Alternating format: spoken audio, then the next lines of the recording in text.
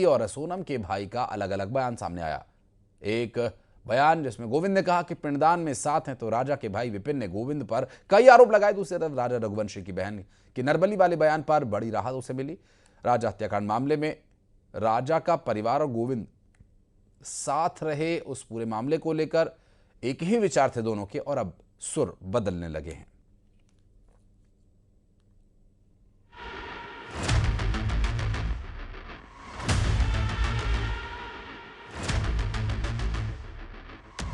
कल तक राजा के परिवार और गोविंद के सुर एक साथ थे, लेकिन अब हकीकत कुछ और है। दोनों के सुर बदलने लगे हैं। कल तक राजा की मां के गले लिपटकर रोने वाला सोनम का भाई गोविंद साथ होने की बात कर रहा था, तो वहीं आज वो सोनम की तरफ से केस लड़ने की बात कर रहा है।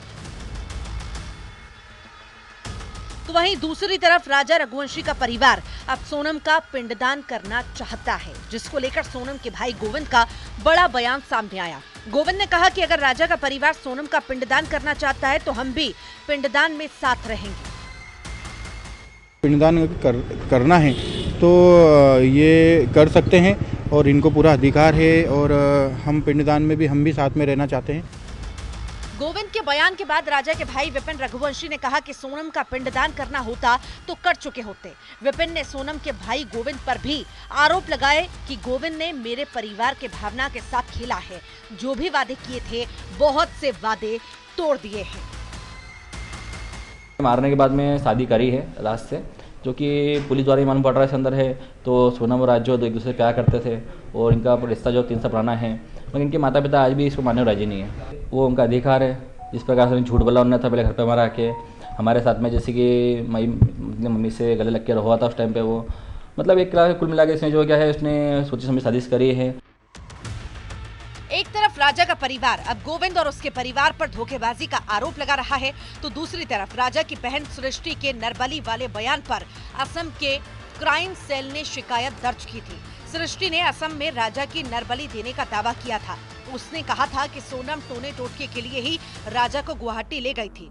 असम पुलिस ने जो नोटिस सृष्टि को भेजा है, इसमें लिखा है, वर्तमान जांच में हमारे पास आपसे पूछताछ करने के लिए उचित आधार है।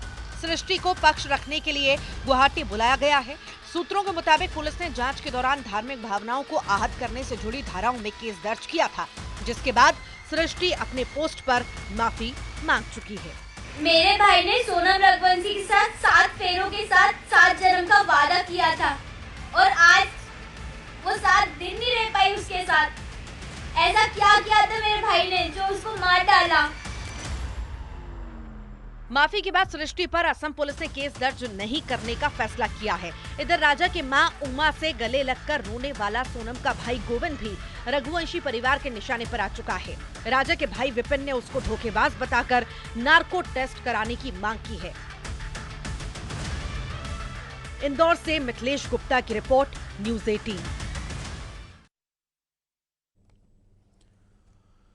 इंदौर के चर्चित राजा रघुवंशी हत्याकांड मामले में शिलांग पुलिस ने अब तक कुल 8 आरोपियों को गिरफ्तार किया।